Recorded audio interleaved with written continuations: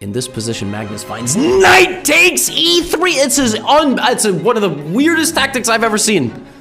Look at how much time Wesley's down.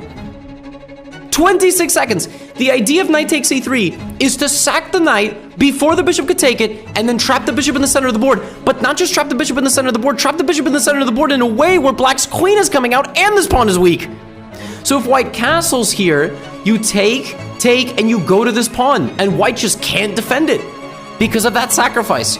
So now queen d4, take, and Magnus just will not stop making genius moves. Queen d4, right? No, you take my queen, c5. c5 is genius stuff, If title players watch this, they might go, oh, well, c5's obvious. No, c5 is brilliant stuff. You want him to take your queen so that you can attack his pawn. You don't do it, you do this. If he takes you, you lose this pawn and everything's split. White is completely lost. So queen d8, that's hanging.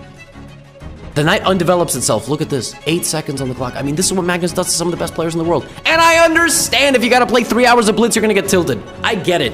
Okay, nobody wants to play 3. Can you imagine losing a lot of games in a row and still having to play 2 more hours? You'd break things, okay? Look at this.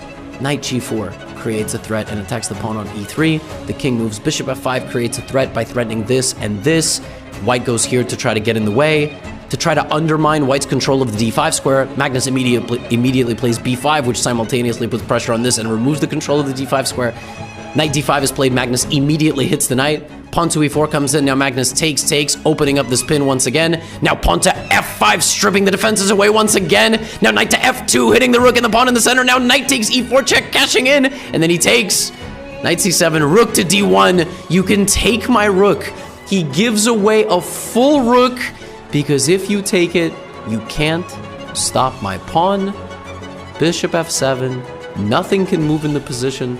If knight to b3 is played, I play pawn to e2 and pawn to e1. There's just nothing you can do. And in this position, Wesley So resigned.